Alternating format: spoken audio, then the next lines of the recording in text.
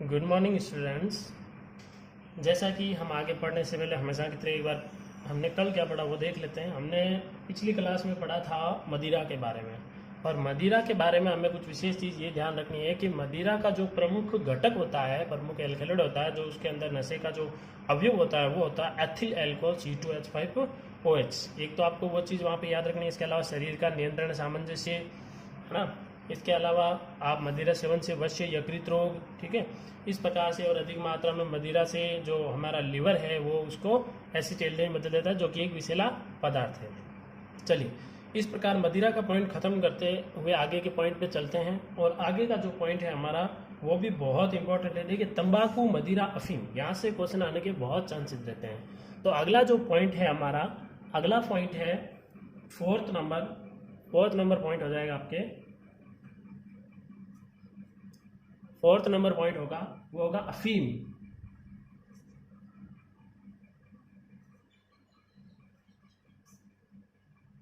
अगला पॉइंट हम पढ़ रहे हैं अफीम।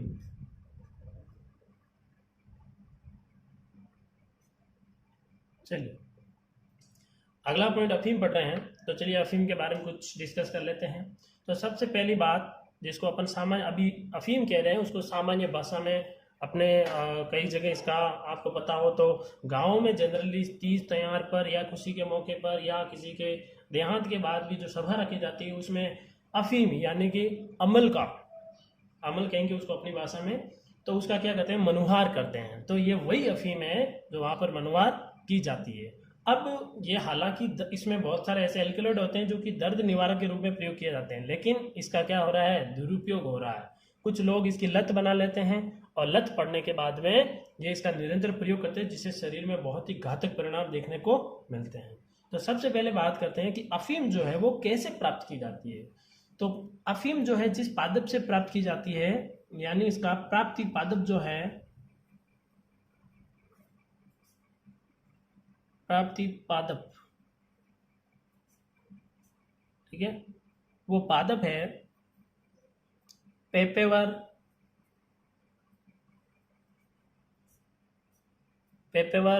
सोमनीफेरम।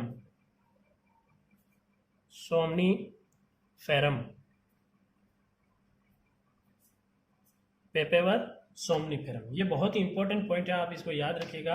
पेपेवर सोमनीफेरम, ये याद रखना आपको। पेपेवर सोमनीफेरम यानी जिस पादप से प्राप्त किया जाता है उस पादप का नाम है पेपेवर सोमनीफेरम। अब इस पादप से कैसे प्राप्त किया जाता है मैं आपको इसके लिए बता देता हूँ। इसमें क्या करते हैं कि इस पादप के फल लगते हैं जिनको डोडे बोला जाता है। पादप के जो फल लगते हैं उन फलों में चीरा लगाकर एक लिक्विड, एक लेटेक्स नुमा या फिर अपन जो कह सकते हैं दूध या पदार्थ प्राप्त होता है। उस दूध या पदार्थ से ही अफीम को तैयार किया जाता है। यानी मैं कह सकता हूँ कि इसके जो प्राप्त करते हैं वो कैसे करते हैं, तो पेपेवर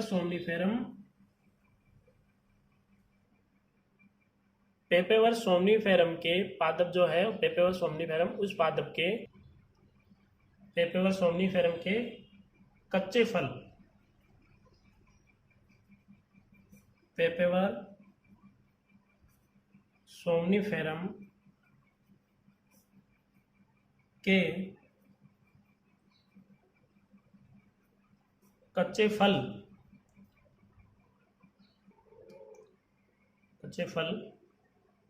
को सुखाकर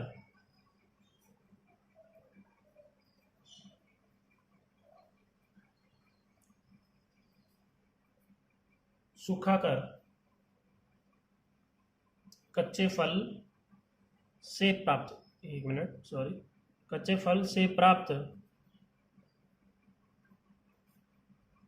दूध को सुखाकर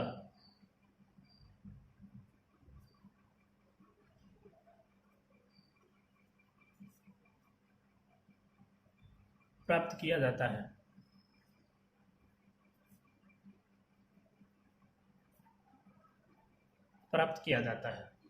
यानी कि ये जो पादप होता है पेपेवर सोमनीफेरम, इस पादप के कच्चे फल जो होते हैं उनसे जो दूध प्राप्त होता है उस दूध को क्या करते हैं, सुखा लेते हैं, और उससे हमें क्या प्राप्त हो जाती है, अफीम प्राप्त हो जाती है। अब इस अफीम में जो है तकरीबन 30 प्रकार के एल्केलॉइड पाए जाते हैं। यानी अफीम में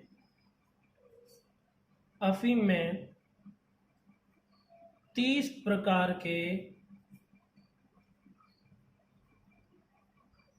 एल्केलॉइड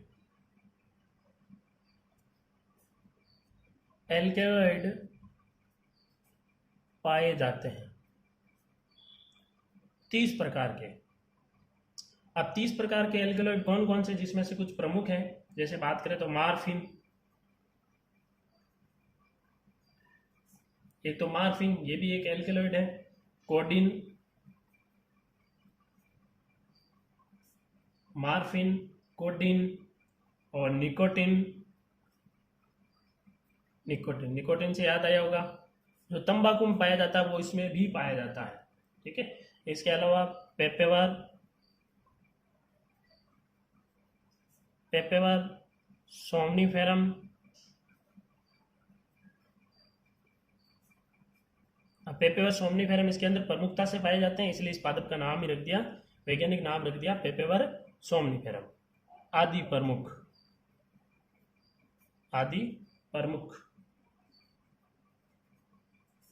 यानी ये जो पदार्थ है ये प्रमुख पदार्थ है इसके अंदर, यानी ये पदार्थ तो इसके अंदर अधिक मात्रा में मिलेंगे। तो ये अफीम के अंदर कितने प्रकार के एल्केलॉइड पाए जाते हैं? 30 प्रकार के एल्केलॉइड। मार्फिन इसमें से कुछ हैं, मार्फिन, कोडीन, निकोटीन, पेपेवर, सोमनीफेरम आदि। अब अगली बात करते हैं, तो इस अफीम का प्रयोग कई व्यक्ति जो है नशीले पदार्थ के रूप में हेरोइन के रूप में भी किया जाता है। और आपको पता होना चाहिए मार्फिन, कोडीन तो दर्द निवारक होते हैं, यानी ये किसी दर्द निवारक टेबलेट के अंदर ये पदार्थ पाए जाते हैं। लेकिन इनका अब क्या होने लगे, अफीम की जो खेती करते हैं वो भी जनरली औषधियों के निर्माण के लिए ही करते हैं, लेकिन इनका दुरुपयोग बढ़ रहा है। चलिए अब मैं आपको एक वीडियो के थ्रू बताता हूँ कि इसमें जो अफीम है वो अफीम की खेती कैसे की जाती है और उसे कैसे ये प्राप्त किया जाता है। देखिए विद्यार्थियों, ये अफीम का पौधा आप देख रहे हो, और ये अफीम के पौधे का जो ऊपर वाला भाग है, इस ऊपर वाले भाग को ही कहा जाता है डोडे। ठीक है। तो क्या करते हैं कि जब जैसे मान के चलिए कि आज जो है अफीम में क्या करते हैं, यहाँ पर एक चीरा लगा देते हैं। अब वो चीरा कैसे लगाते हैं, इनके पास एक ब्लेड नुमा संरचना होती है, ये देखिए इस प्रकार की। इसमें क्या करते हैं, अफीम के जो डोडा है, जो उसका फल बीती है, फल है, उस पर चीरा लगा देते हैं, फिर इसको पड़ा रहने देते हैं। और ये शुरुआत में ये वाइट कलर का पदार्थ जो है दूध प्राप्त होता है, लेकिन सुबह तक, जब कल सुबह वापस देखेंगे तो ये इस प्रकार का लाल पदार्थ प्राप्त हो जाता है, लाल रंग का। तो इससे ये अफीम को प्राप्त इकट्ठा कर लेते हैं। आपको वीडियो अच्छा लगा होगा। Thank you so much. आपको वीडियो देखकर ये समझ में आ गया होगा कि अफीम कैसे प्राप्त की जाती है। जो आपने उसका फल देखा था, वो फल अगर सूख भी जाता है तो सूखे हुए फल का भी वो जो डोडा होता है उसको उबाल कर क्या करते हैं, लोगों को बहुत से पीने की लत होती है, तो उनके डोडों को उबाल कर भी पीने की बहुत सारी प्रथा जो है इस प्रकार की प्रचलित है। अब बात करते हैं दुष्प्रभावों की, यानी कि ये जो अफीम है वो हमारे शरीर को किस प्रकार दुष्प्रभावित करती है। तो हेडिंग डालेंगे दुष्प्रभाव।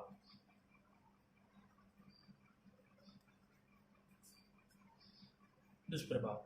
अब दुष्प्रभाव इसका सबसे बड़ा यही है कि लगातार इसकी लत बनी रहेगी, तो वो तो है ही सारी, भाई शारीरिक और आर्थिक नुकसान वगैरह वो तो है ही, लेकिन इसके अलावा अफीम के उपयोग से, अफीम के सेवन से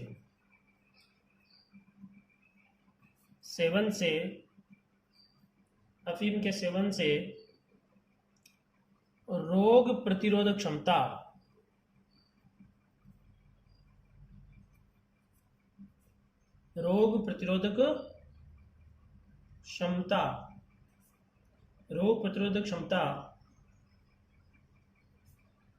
कम होने के कारण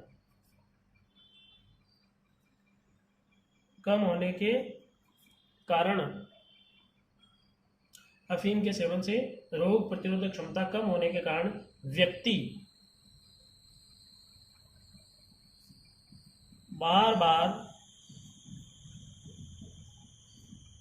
बीमार रहता है। व्यक्ति बार बार बीमार रहने लगता है, और अंत में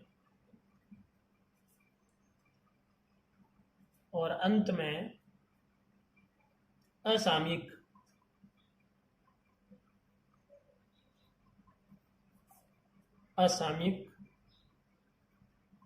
मृत्यु हो जाती है। असामयिक मृत्यु हो जाती है। चलिए मैं आपको ये बता देता हूँ। अफीम का लगातार कोई व्यक्ति इसका सेवन करेगा तो वो उसका आदी हो जाएगा, और आदी होने के कारण उसके शरीर के अंदर जो रोगों से लड़ने की ताकत है वो धीरे धीरे क्या हो जाएगी, समाप्त हो जाएगी। और जब रोगों से लड़ने की क्षमता समाप्त हो जाएगी तो व्यक्ति बार बार बीमार पड़ेगा। हल्के से वायरस, हल्के से छोटे मोटे जीवाणु से, इन सूक्ष्म जीवों के कारण ये बार बार बीमार पड़ेगा, मौसम बदलाव से भी, और अंत में असामयिक व्यक्ति की क्या हो जाएगी, मृत्यु हो जाएगी। तो अगर ऐसी बात है तो इस अफीम को छोड़ना भी चाहिए। तो ऐसे व्यक्ति जो अफीम को नहीं छोड़ पाते हैं तो वह कई प्रकार के सरकारी परामर्श ले सकते हैं डॉक्टर से, और ऐसे बहुत सारे कैंप लगते हैं। उन कैंपों में जाकर वहाँ पर अफीम यानी नशा मुक्त जो कैंप होते हैं उनमें इसका छुटकारा दिला सकते हैं।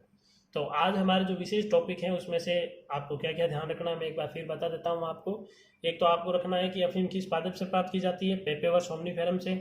पेपेवर सोमनीफेरम का जो कच्चा फल होता है उससे प्राप्त जो दूध होता है उसको सुखाकर इससे प्राप्त किया जाता है। इसके अलावा अफीम में 30 प्रकार के एल्कलॉइड होता है, जिसमें से प्रमुख, ये बोर्ड में पूछा हुआ क्वेश्चन है, ध्यान रखिएगा।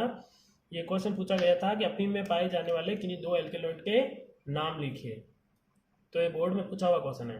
तो इसमें आपको ध्यान रखना है मार्फिन, कोडीन, निकोटीन, पेपेवर और सोमनीफेरम, ये तो प्रमुख हैं। और भी बहुत सारे इसके अंदर एल्कलॉइड पाए जाते हैं।